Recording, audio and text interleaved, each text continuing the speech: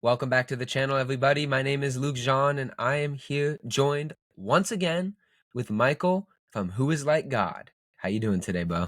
I'm blessed, man. How about you? I'm good. I feel blessed as well. I'll be visiting my wife soon, so that'll be great. And hopefully this video comes out during that visit. Uh, and I'm excited to talk with you. Today we're going to talk a lot about Elohim, but more than just that, but how Elohim is kind of the god of the nations and kind of cosmic geography. Yeah, no, that sounds good. I'm excited because there's a lot of dope stuff and deep stuff in this rabbit hole that I think in a lot of ways it sort of can give the total glimpse of what the scriptures are trying to communicate. Because a lot of times, especially in the modern era, some of the spiritual implications are washed away just out of not being familiarized with ancient Israelite culture. But I think that can shed the power of the gospel in a whole new light. So I'm excited. Yeah, and we come from different backgrounds. You're a Nazarene Christian, I'm a Unificationist. But one thing I think I took away from our previous conversation is that we both believe that studying what the ancient Israelites actually believed is critical to understanding the Bible. So that's what we want to do here today. No, yeah, absolutely. Yeah, you definitely have to get um acquainted with the root. And that's sort of what my whole platform is centered around: the ancient Israelite thought, theology, practice, all that type of stuff as a pretext to those who are in the body of Christ now and stuff like that. Excellent. So let's dive in. First, beginning with the grammar, because I think a lot of Christians and people in general mistake what Elohim actually means grammatically. So if you take a look at Elohim and its use in the Bible, first of all, it's not always plural. It's called a concretized abstract plural, which essentially means that the word is singular or plural based upon the verb that accompanies it. So, Mhm. in most of the Bible, including the famous passage in Genesis 1, it is accompanied by a singular verb. It's more of a title than anything for not just the God Yahweh, but also other gods that are referred to in the Bible. There are a few passages like in Genesis chapter 20, verse 13, or even 1 Samuel 28, where it is used in the plural, but Elohim as a title is usually used in the singular. So that kind of dispenses of the notion that, oh, okay, Yahweh is one of many gods, or there are many gods within this God Yahweh. Do you agree with that kind of assessment of the basic grammar of Elohim? Yeah, I would agree with that. What I would add is the word Elohim is, from what I understand, it's a word that is technically plural, but again, depending on the context, it could be used for singular deity.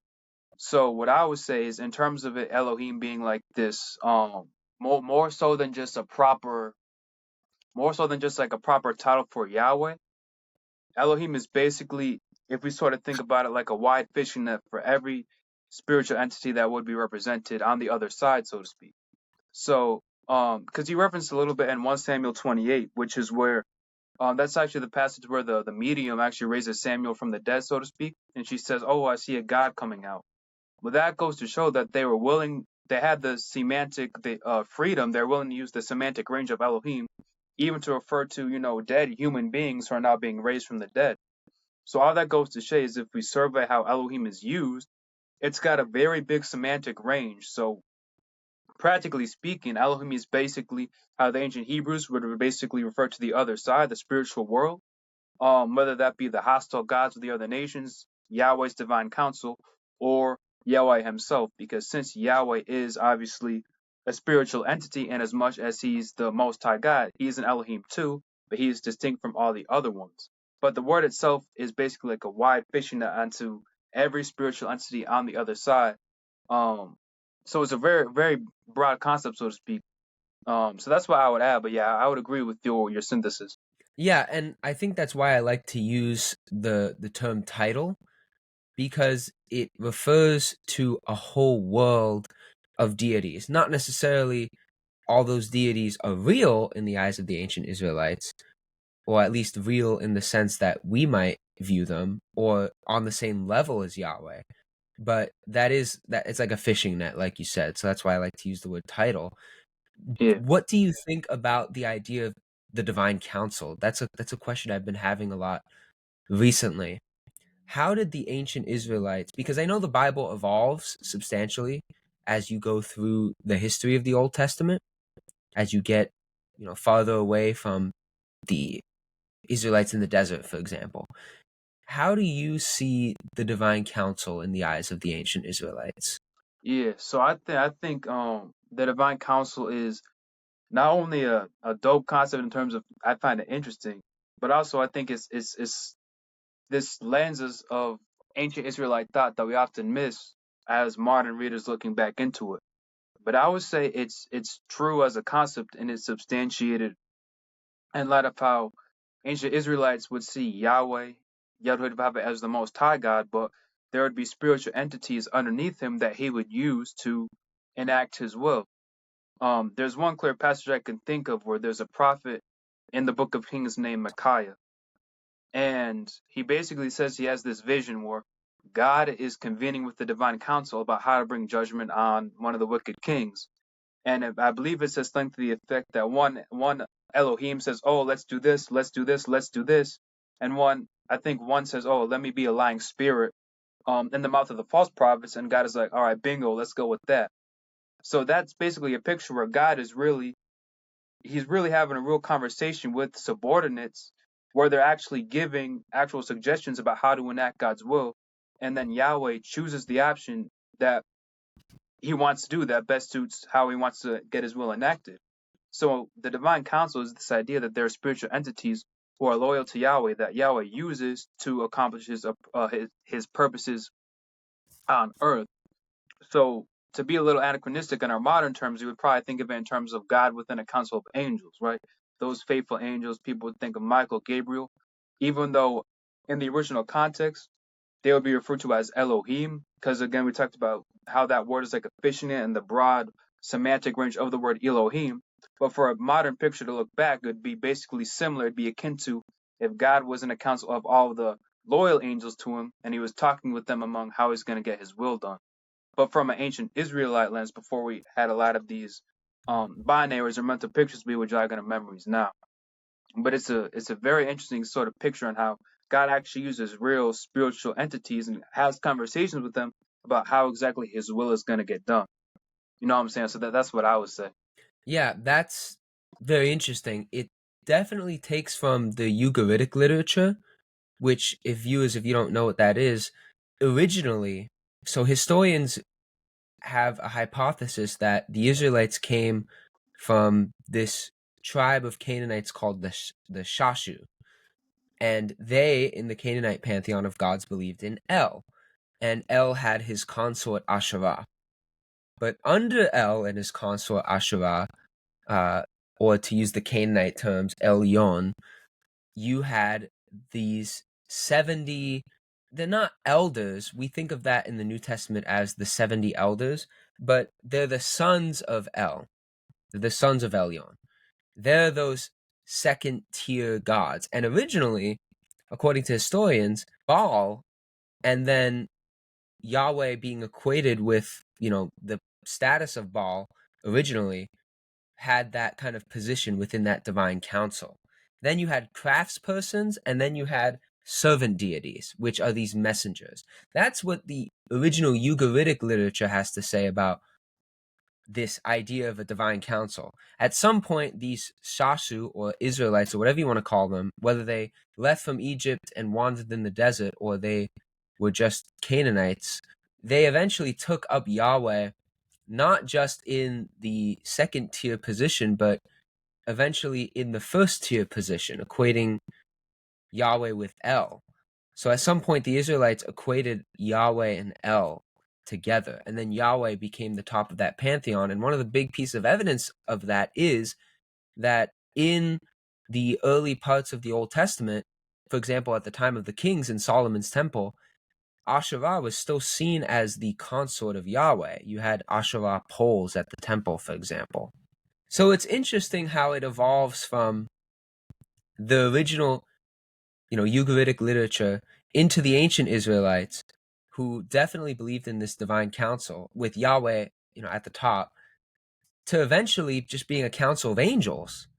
And then in the New Testament, this council is people. Yeah, yeah. I think that's interesting. Um, what if I were to add anything, I would say is I believe that the concept remains the same, and it's just the um the terms that we associate could get a little anachronistic. Um, Right. because angel just means messenger, so it doesn't Yes. necessarily just mean when you think of angel, think of a specific kind of spiritual entity. So when we say angel, we have a specific thing in mind. Um, and if you're talking about angel in the specific rigid sense, then it would seem to me that the divine council would be more than just messengers, but all the Elohim that were loyal to Yahweh. But within the semantic range of what the divine council is, um, in terms of all the spiritual beings that were loyal to Yahweh, some of those who may be messengers, some of those who weren't.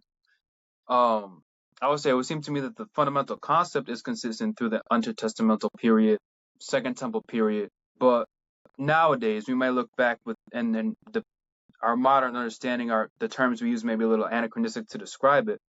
But I would say the concept is similar because, from what I understand, there was still a recognition, even in the Second Temple period, of gods that were loyal to Yahweh.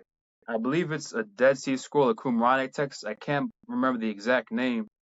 Um, but that shows that in those times that the idea of gods or Elohim or Theos obviously had a broader semantic range where it wouldn't necessarily violate theism. There was still this view that there were spiritual entities that were loyal to Yahweh, in his council, so to speak, as opposed to the ones that were hostile, so to speak, ones that were wrongly worshipped by the nations, um, pagan gods, so to speak. Um, so yeah, I would say that, and the only other thing I would add is I think what you're saying is interesting in terms of the Israelite divine council in light of the potential origins of Israelite monotheism and things like that. But what I would sort of posit is I take a different perspective in terms of I believe that the orthodox view from the earliest tribal days would have been that Yahweh and El were sort of seen as the same deity in Israelite religion, as opposed to Yahweh as a storm god being exalted to the level of El from Ugarit, just because for some I would say for some textual as far as textual evidence goes, some considerations about how El in Hebrew just means God. So regardless of how they view the high God, the actual deity El and Ugarit, if they wanted to refer to Yahweh in just the abstract, they would have used the word El in Hebrew because it just means God. And also there's some evidence that as societies develop, they tend to get more polytheistic, which makes sense because as you get more resources in the economy and you get more wealthy, right, you have more resources to build temples and things like that. So as a society develops, it tends to get more monotheistic. But as it's more tribal and less civ- civilized, so to speak, then it tends to be more central around a central most high deity. Because again, I think monotheistic is a little anachronistic because I believe the Israelites recognized other Elohim or believing that Yahweh was the Most High. But as far as there being one supreme God, I say that's more consistent with early tribal models. And then as things get more and more developed, as civilizations interact with other cultures, get more resources, build more temples, then it tends to get more polytheistic. So I would probably say that's some nuance.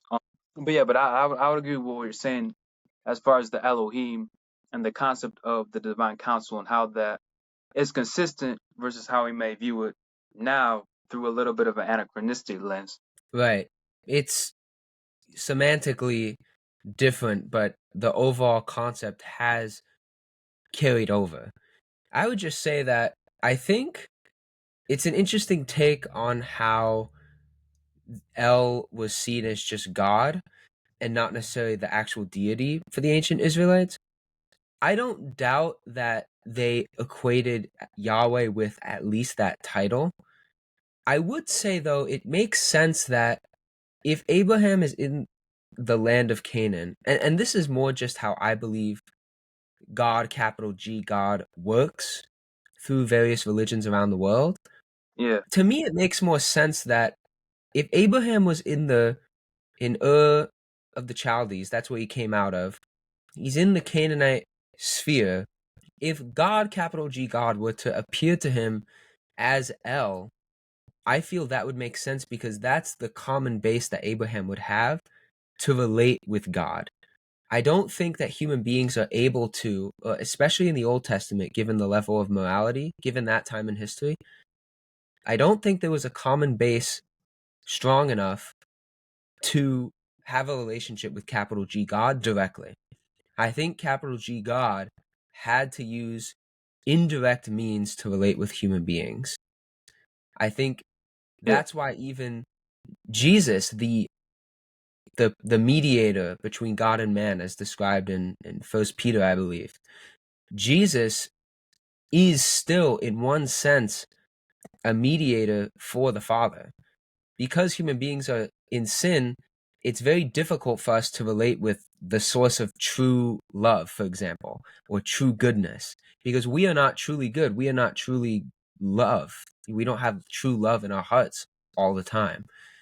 So I think human beings always indirectly have to go to capital G God. There's not, and the Eastern religions talk about this, I think, like Buddhism, about getting to the point of no self, that idea where there is no separation between the divine and yourself.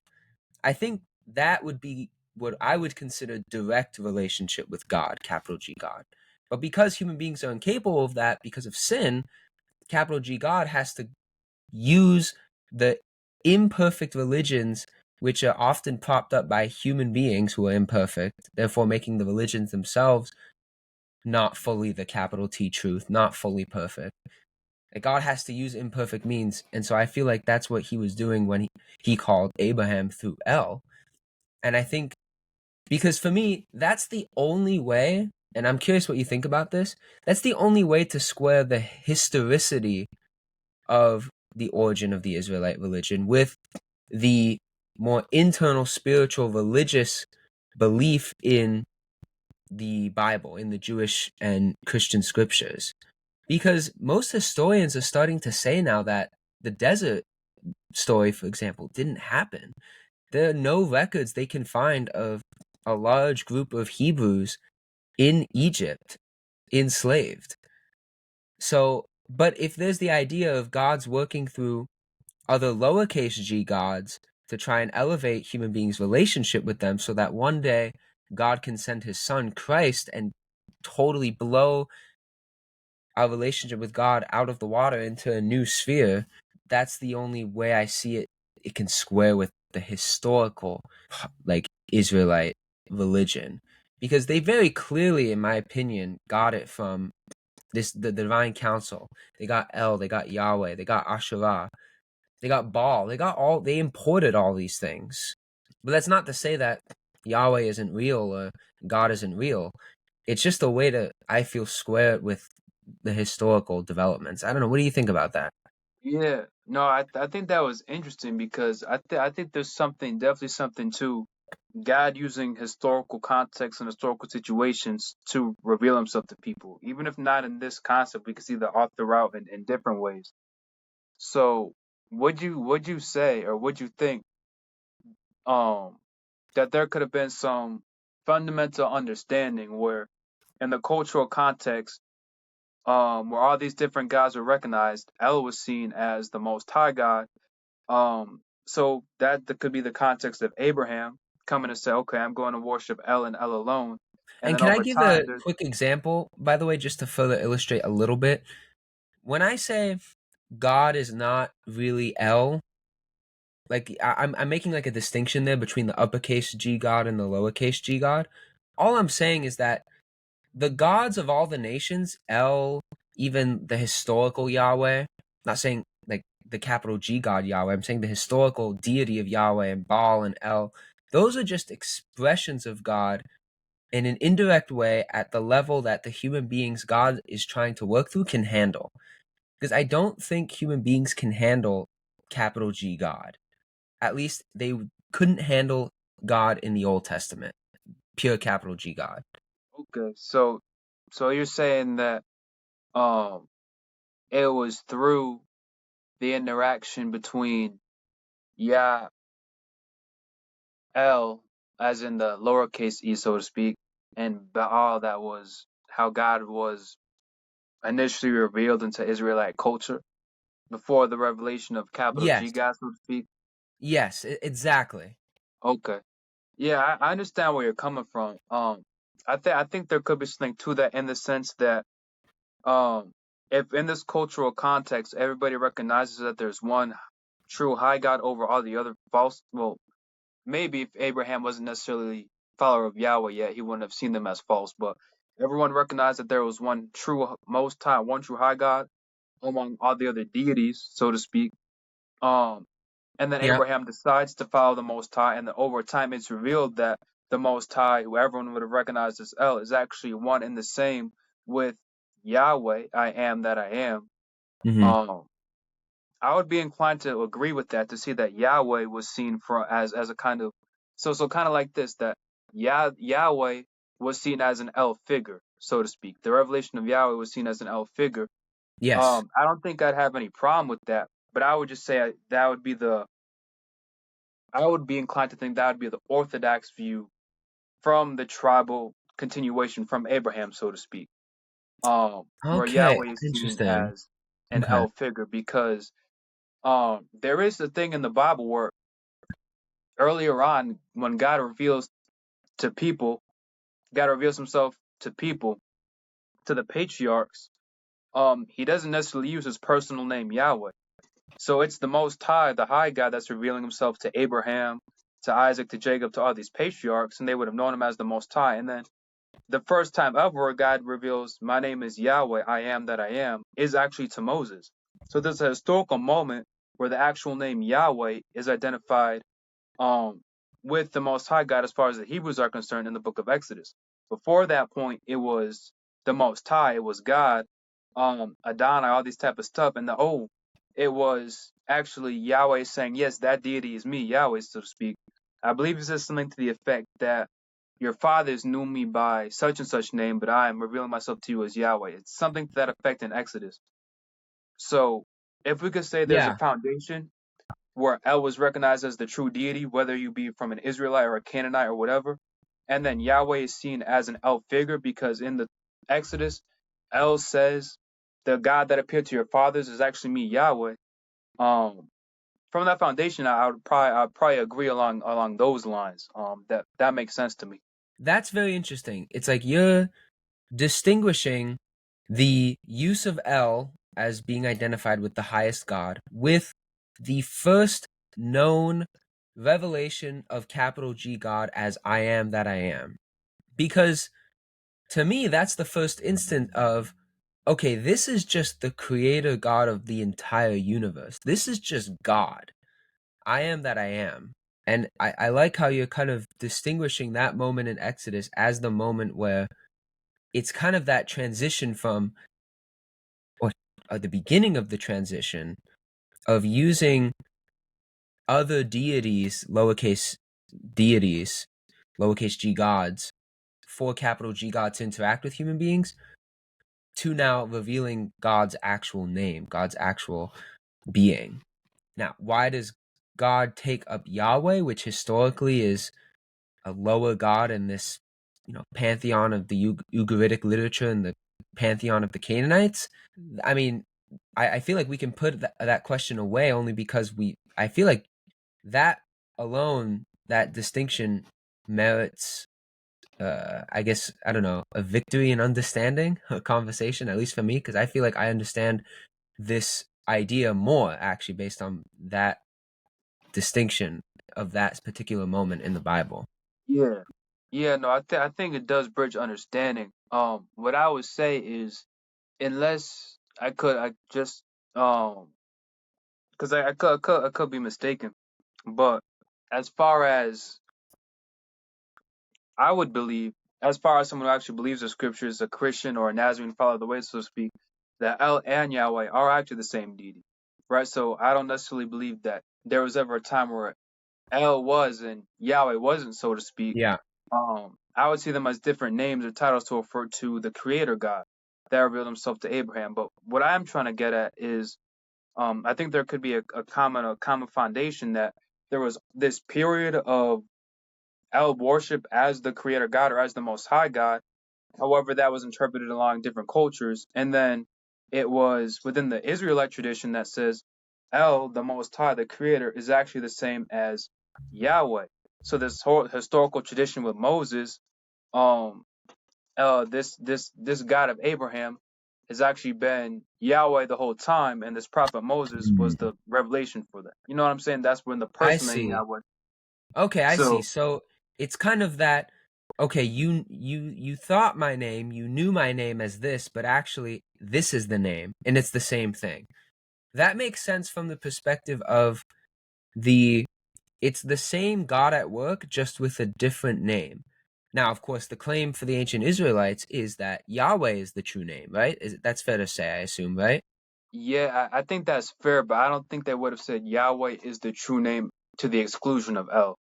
You know what I'm saying? Like I don't think they would have said Hmm.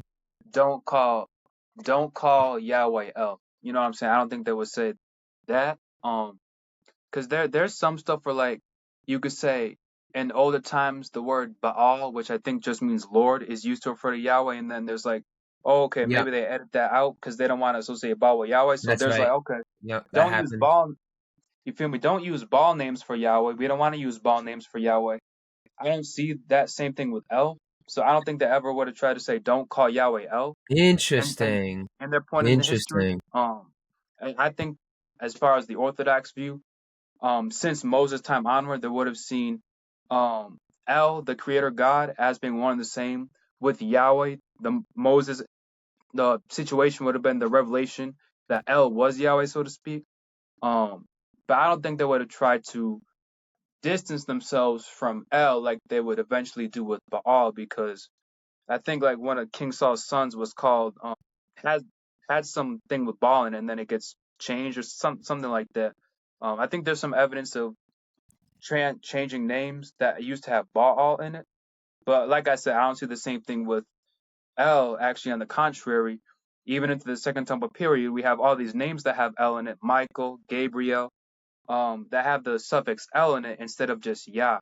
So I would say this: there isn't a demonization of the term El to refer to God as Yahweh, like you do see with Baal. So that's just some stuff I would think off the dome with that. No, that makes sense because El is the expression of the creator deity in that pantheon.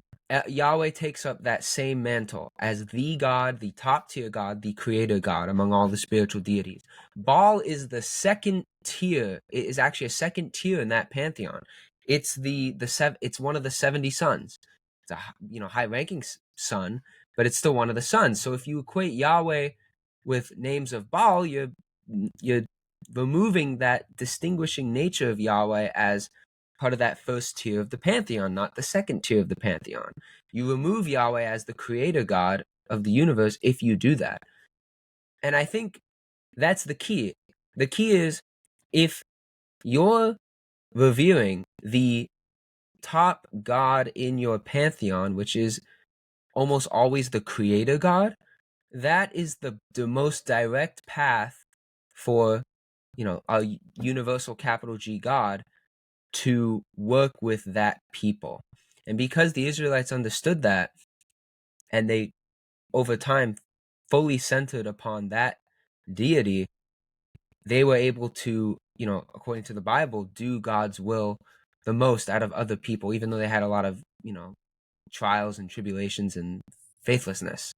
Yeah, yeah, no, yeah, like I said, yeah, that makes sense to me as far as trying to synthesize what we have based on the textual evidence we have and comparing some of the Yahwistic or El traditions versus some of the other stuff.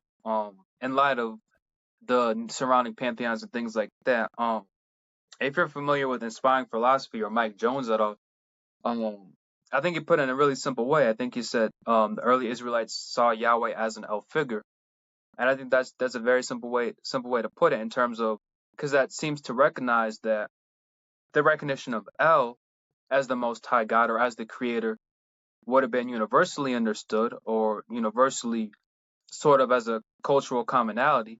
And then as things develop in the Israelite tradition, then they say, okay, El has been Yahweh this whole time. We believe he's the Most High God, and that the other deities like Baal shouldn't be worshipped as per regulations of the Torah, stuff like that. So just the basic framework that Yahweh is an El figure, I think the implications of that, as far as early tribal Israel, is just a very simple way to try to synthesize the common understanding where the whole question of Yahweh versus El, Ugarit, Israelite tradition, textual evidence, trying to look at all that stuff from the ground up. Yeah. It's like the key is they viewed Yahweh as an El figure. That's a beautiful way of putting it. Very simple way of putting the way to bridge the historical development of the ancient Israelite religions with the more spiritual and religious side of its development, because that's the commonality between those two views of study. They viewed Yahweh as an El figure. And for me, what that means is that they had an understanding of, to the degree that they could, the capital G God creator deity.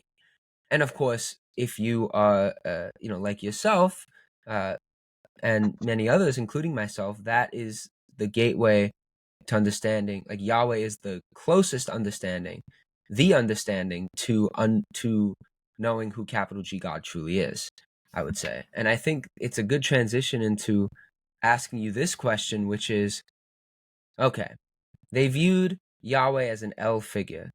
There was this pantheon of gods that the Israelites believed in, but they were very clear that the only God to be worshipped in that pantheon was the El figure, Yahweh, God, capital G God.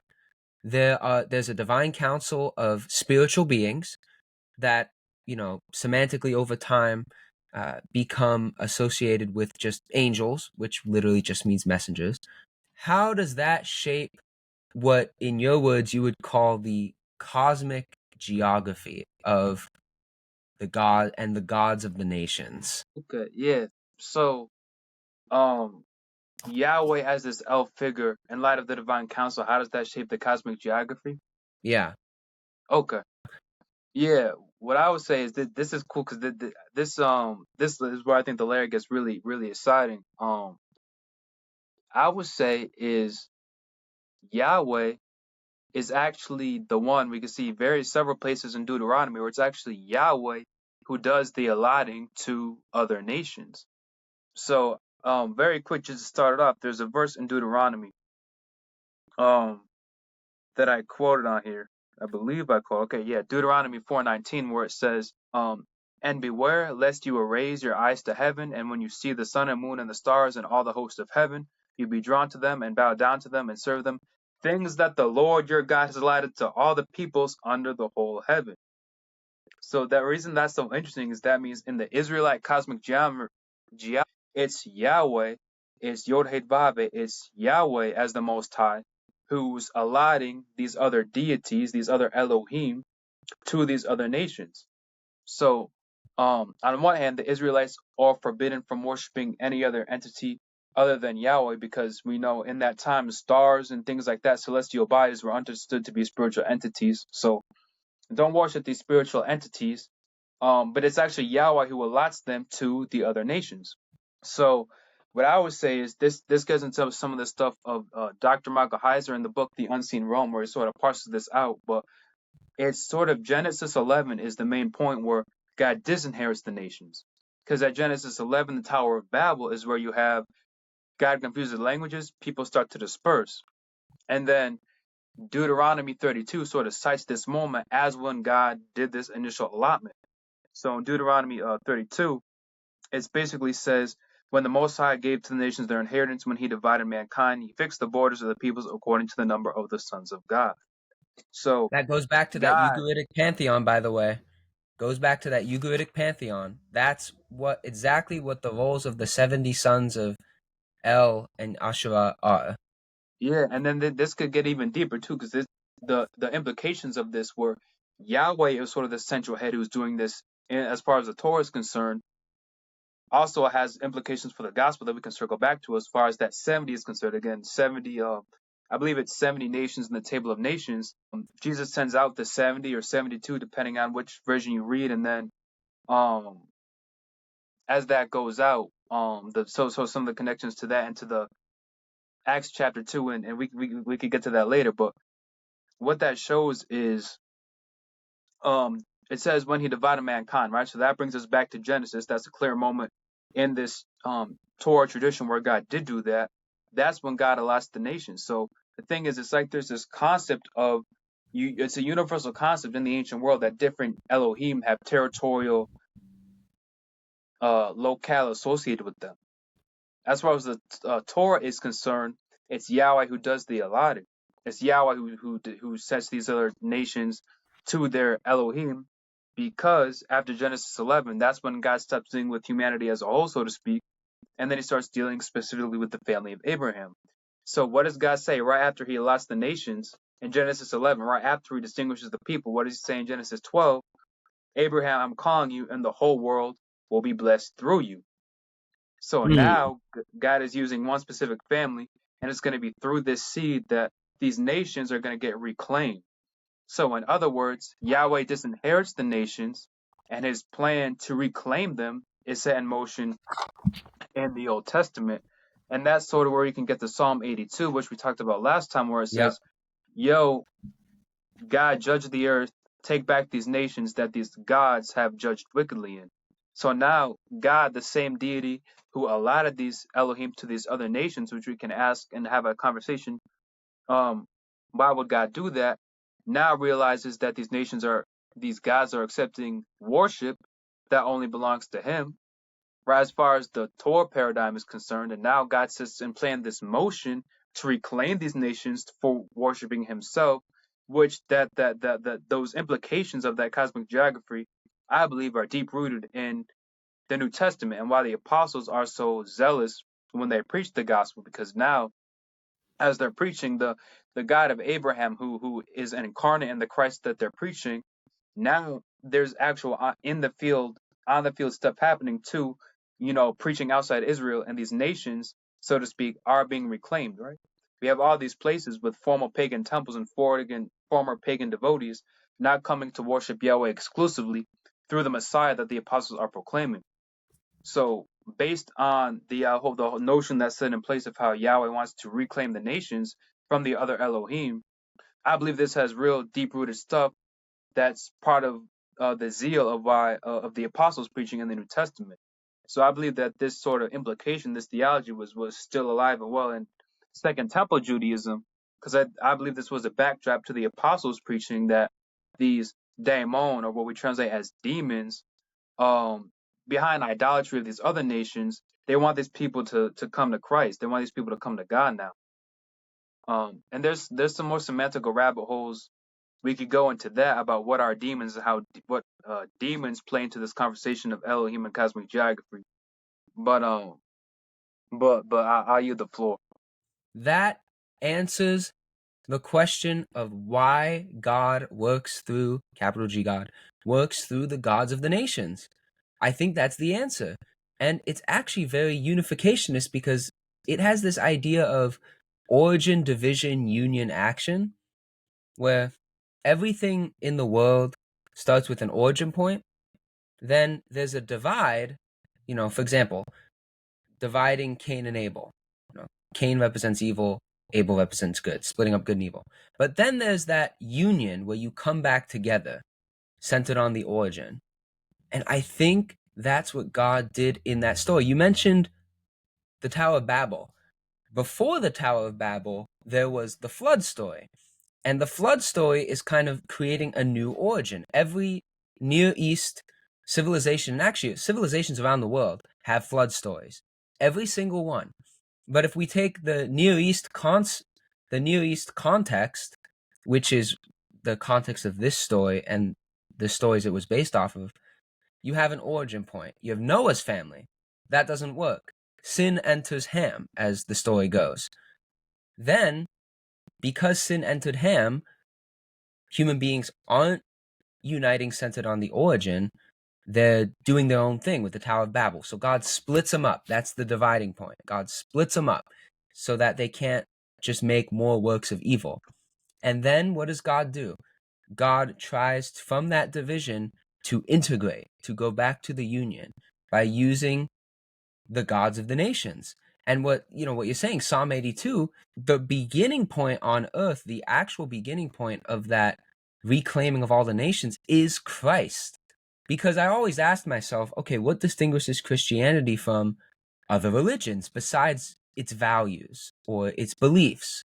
Like, why is Jesus the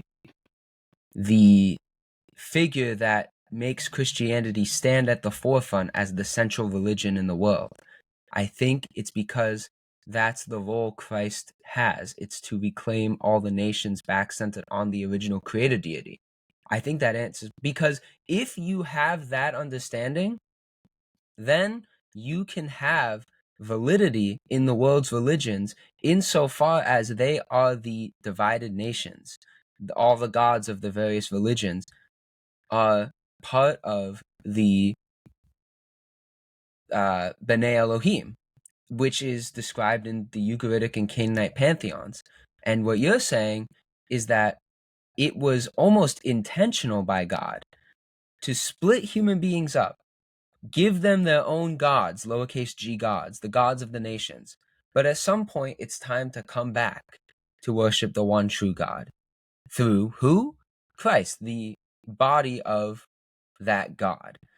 And what do the disciples do then? They try and spread that physically on the earth and literally reclaim all the nations. I think that completely answers and bridges the historical deities with the spiritual and perhaps more real reality of God and his true existence.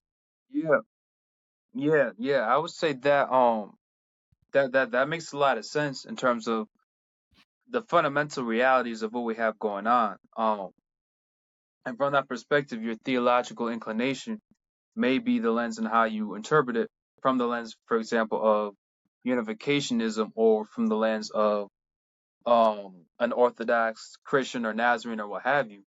Because I definitely believe God did use the gods of the nations in that sense. I believe scripturally there was intentionality. Yes, it was Yahweh Yeah. who allots the Elohim to the nations. I think it's possible because the And reason you my explain it fault. scripturally. You explained it in scripture.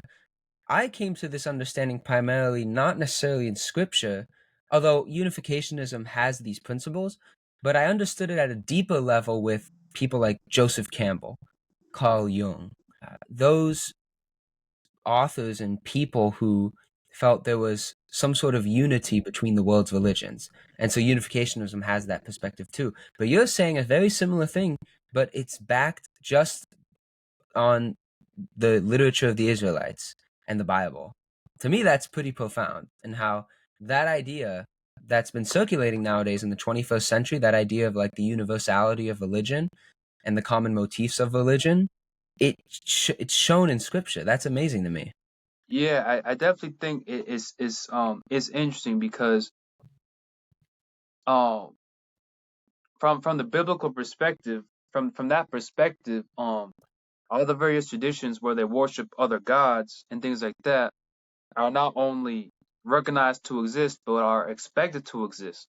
Like in the biblical model, based on cosmic geography and things like that, if Yahweh is the true God, we would expect there to be pagan gods worshipped in other nations, um, until the time of their reclamation. Now, I would imagine that the difference would be to the extent of how much God is using them, or rather, how much unity there is from the scriptural fact that God did use the B'nai Elohim.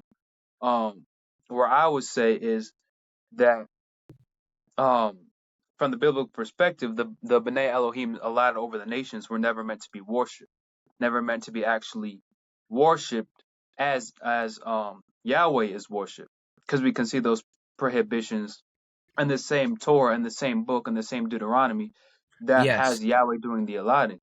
And I So would I just would say, say, oh, sorry.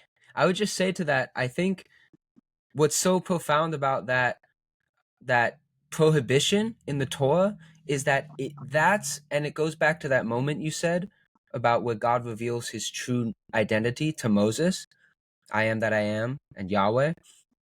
That's the moment where the reclamation project begins. In divine principle terms in unificationism, it's called transition from the era to lay the foundation for the providence of restoration to the age of the providence of restoration. It sees pre-Mosaic times as foundational. And you even said that to an extent.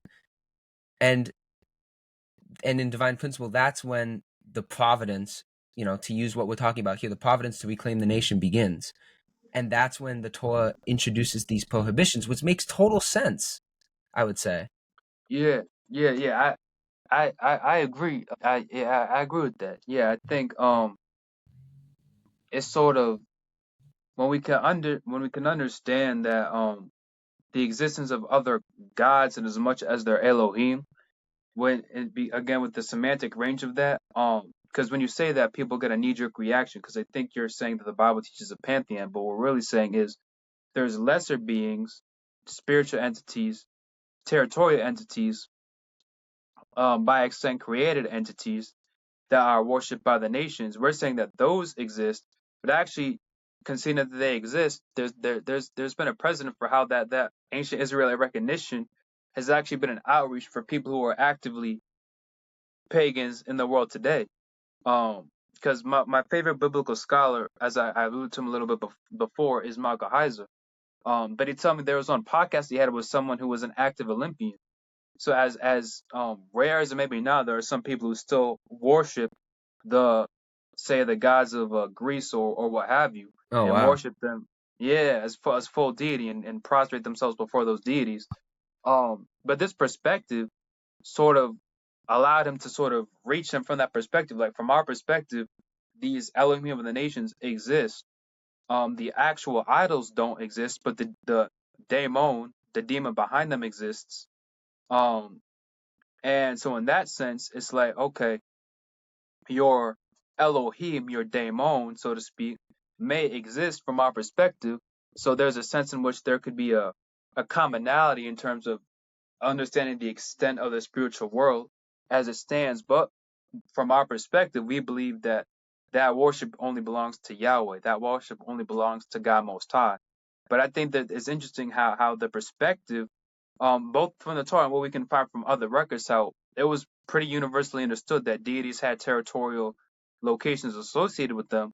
How that understanding sort of allows the natural um foundation for preaching the gospel and the our presupposition that it's actually Yahweh who did the allotting from the beginning. Um, there is one verse I like to say because when it comes to Elohim, as in spiritual entities, and when it comes to the gods of the nations, I think there's one verse that clearly identifies what that means more than all the rest, which is in Deuteronomy 32:17, which basically says that sacrifice to demons that were not God, to gods they had not known, to new gods that had come recently, whom your fathers had never dreaded. Now, the word in Hebrew for demons is shadim, which basically means territorial spirit. So I bring Mm. that verse to say that when it comes to the Elohim, when it comes to the gods of the nations, and what are they ontologically, what this verse shows is it, through parallelism, equates the Elohim, which that wide semantic range that we talked about previously, to Shadim, territorial spirits. So, from that perspective, the Elohim of the nations are territorial entities associated with these other nations that are not God, as in the capital G God, as in Yahweh, as this El figure, so to speak. And the reason I also bring that word is because the word Shadim, when that gets translated into Greek, into the Septuagint, that word is daemon. That's where you get demon from. And the Apostle Paul actually directly quotes that in the New Testament, because it's in 1 Corinthians 10:20 where the Apostle Paul says, "No, I imply that what pagans sacrifice they offer to demons and not to God. I don't want you to be participants with demons." So now what the Apostle Paul is doing, he's actually quoting that Deuteronomy 32:17. Because daemon is the translation from the Greek, from the Hebrew of shadim, of you sacrifice to demons that were not God. So what that means is what the Apostle Paul is getting at is he's saying that we're saying that idols aren't real, but there are a daemon behind them, and what those daemon mean is this territorial entity, right? From the Hebraic understanding and versus what is translated into Greek that Paul quotes, there are these territorial entities behind these idols, and we don't want you to rock with those, which shows that this implication of cosmic geography, when we understand that the Elohim of the nations, the gods of the nations, are equated to territorial spirits, 1 Corinthians 10:20 directly shows us that theological implication was in the back of the minds of people like Paul and other people. So that cosmic geography was still in the backdrop of the apostles preaching, um, and it was why they were so zealous to want to preach, because to bring what we talked about a little bit earlier with the 70 elders of the 70 nations. From what I've understand, there's 70 nations listed in the table of nations. Um and when you look at the book of Acts, when we look at the diaspora of Israel that is represented at Pentecost, it's every nation is basically represented except Spain, except Tarshish. Tarshish, or Spain, is the westmost point that wasn't um directly reached by the diaspora of Israel after Pentecost. So it's like the westernmost frontier, so to speak, from that original table of nations. Now, if we know Paul has this cosmic geography in his mind, that there's daemon behind these idols, that Yahweh is trying to reclaim those worshippers of these idols to himself, then it makes sense, because what do we find in the book of Romans? We see Paul say, "Man, I really want to get to Spain. On my way to see you, I really want to go to Spain." And then this is actually confirmed in 1 Clement 5, where there's other Christian literature from the first century. There's people who say, yeah, the Apostle Paul did actually make it to the westernmost frontier before he passed away.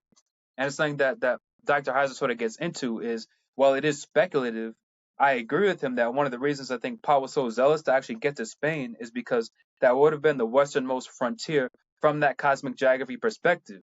In other words, he wanted to get all those bases covered in terms of preaching Yahweh from these other nations that would have been exempted from the initial disinheriting and allotment. Now let's reclaim those back for Yahweh. And early first century tradition, like in books like 1 Clement, actually correspond that hey, he actually did reach the most westernmost frontier before he passed away. So all that is to say, all this stuff about cosmic geography and the implications, I think, and how the gods of the nations are shadim, daemon, territorial spirits, I think that is really deep rooted in the minds of the apostles, and that's why they were so zealous to preach, um, in the actually real preaching in the field around the Gentiles that they were around, because they're it's like they're in the field now. Now they want these other places to be reclaimed for Yahweh, to the God of the Israelites. There's a lot there, a lot of good stuff there.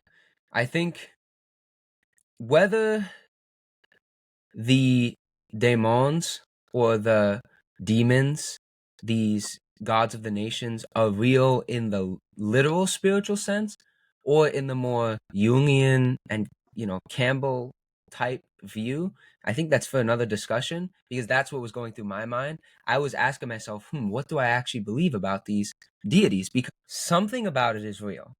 Something about it is real. What's the way in which they are real? That's a question worth investigating. Many people have different answers about that. The Torah and the whole Bible believe that they are real spiritual entities. But the key is that Paul and the early Christians definitely felt a sense of, let's spread the gospel. And I actually wonder if zeal in trying to reach the 70 nations, because it seems like this is scholarly based research, that he did reach Spain and he was reaching these 70 nations. I wonder if, almost to take a unificationist perspective, it was a foundation for Christianity to actually spread throughout the world. because for the apostles and the people of Judea at that time, where they were spreading the gospel to was the main areas that they knew. Everything goes back to the Near Eastern context. I believe everything goes back to the Near Eastern context with the Israelite religion, because it's rooted in the Near East with other religions and other things going on.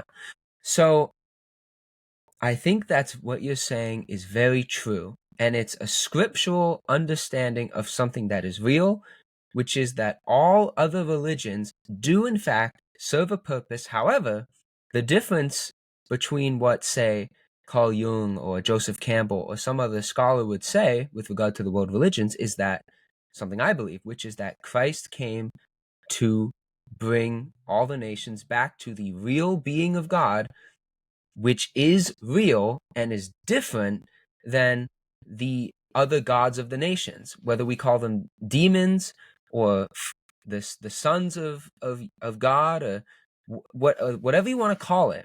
We know that the actual capital G God, the creator, is way more real than anything in this world. Reverend Moon in Unificationism has a lot to say about how real God actually is. Especially because he was from that Eastern perspective of no self and really getting in touch with the divine in that level.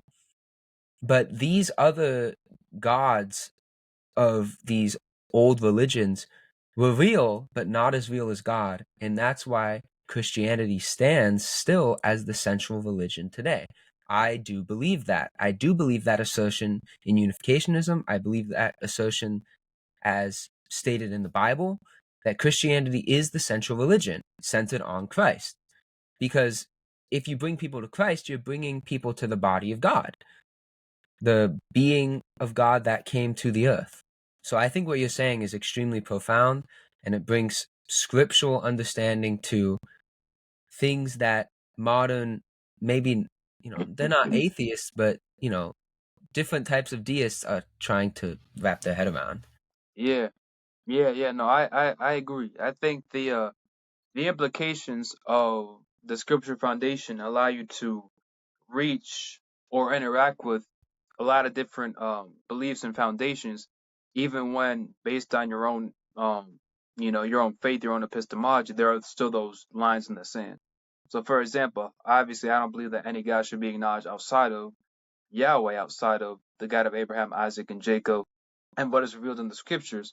But there's a I believe that there's a foundation that a lot of us miss in the modern day as far as the existence of the Elohim of the nations, the Shadim of the nations, that even Paul recognizes as much as they are daemon or demons scattered abroad, that can allow us to talk and to reach other traditions, whether they be modern day Olympians or what's a lot more popular is Comedicism, which is a movement in the black community which really which sees itself as you getting back to the African spirituality through the lens of the Egyptian gods, right? So there are people in the black community who emphasize worshiping the Egyptian deities versus what they um, wrongly understand to be a colonial religion. So from the perspective of Yahwism from the beginning, which also has its earliest recognition in Africa even before the Israelite scriptures, as far as Yahwism is concerned and a recognition of Yahweh, um, there's an actual thing in there that would allow us to reach that community and dialogue with them because, hey, if you're someone who advocates for the Egyptian gods, I don't necessarily deny that they exist, but I would say that they're daemon, that they're Elohim, that Yahweh is the most high over, and that they don't compare to Yahweh. And then we can even Right. talk about the 12 plagues, where in each of the plagues, God is showing um, the W basically goes to God as opposed to one of the deities of Egypt, so to speak. So that those are just some in the field examples of how um based on your the grounds of your own faith, there are principles in there based on this whole concept of cosmic geography that allow us to reach and talk to different traditions that exist today, um no matter what community that they may come from, that really is puts a lot of emphasis and studies these um practices of ancient religions and the deities that were associated with them. Right. So that's It's something that's interesting. yeah, it's like, it was useful for a time for people to worship, not necessarily worship, but be guided by these territorial deities, because God intentionally split up the nations at the Tower of Babel. He assigned these Elohim, these B'nai Elohim, to the nations. What these beings are exactly in a more detailed level, perhaps that's for our next video, I think. What, going into angelology and Elohimiology, it sounds like. Yeah. What actually are these, specific, demons and but in the end, Christ came to reveal something higher, that God is a heavenly Father, and that if you connect to this being, it's the most real and the most true thing that one can ever connect to, and that's worthy of worship. Everything else is not as real. All these other, the Egyptian gods, the Greek gods, those are all well and good, and they illustrate a lot of profound truths in a certain way. However, you can't deny how much more real and how much more true the true God is, in my opinion. And that's the thing worth connecting to. And if this can help bridge gaps, bring unity, it's a big goal in unificationism, unity of religion centered around the one God, our creator, heavenly parent, then if this is a big key to that, I feel most definitely. Yeah. Yeah. Yeah. I think it definitely has at the very least this has implications for dialogue among different traditions. Um there's obviously a verse in the Bible that says it's best to study to show yourself approved unto God. There's a huge blessing that comes from really studying this stuff. Because then you just equip yourself for information that will allow you to reach people. So it allows for different conversations and different understandings among different traditions um as far as the individual God or gods that people may believe in. And understanding where how that concept of their God may be understood from our perspective, from the biblical perspective. Um, and then there's a principle for those who are actually in the faith community, in the body of Christ, where it sort of goes beyond just dialogue to, okay, we have a conscious framework for try to reach people. If there's people who worship different gods or who may actually be idolaters in terms of actually prostrating themselves before statues and things of that nature, we have a framework to try to reach them where they're at, culturally speaking, to try to bring to them the knowledge of Yod Het Vav, of the Most High. Um, so just the implications for respectful conversation, debates, dialogues, as well as actual evangelization from an Israelite foundation, um, it's sort of amazing all that sort of sprouts up when we can sort of peep this stuff and peep game from the ground up. So it's just one of the things that's so cool to study and to research and to see how deep that the rabbit hole actually goes. Because it's true that a lot of people miss it through no fault of our own, just growing up in a different time, different culture, different place, you know. But there's so much depth there from the beginning that would really we'd be remiss not to study, you know. Absolutely. And I hope that this video gave you viewers and listeners a taste of what is out there in terms of knowledge based on the Israelite foundation. So I want to thank you for coming on, and I want to encourage everyone to check out Who is Like God, Michael's YouTube channel, and to subscribe to it. And as well, like this video and subscribe to my YouTube channel. We're going to have videos coming up every week, and I hope that you enjoyed this one and you enjoy the ones in the past, present, and future, knowing that God is the true God. Thanks for coming on. Yes, sir.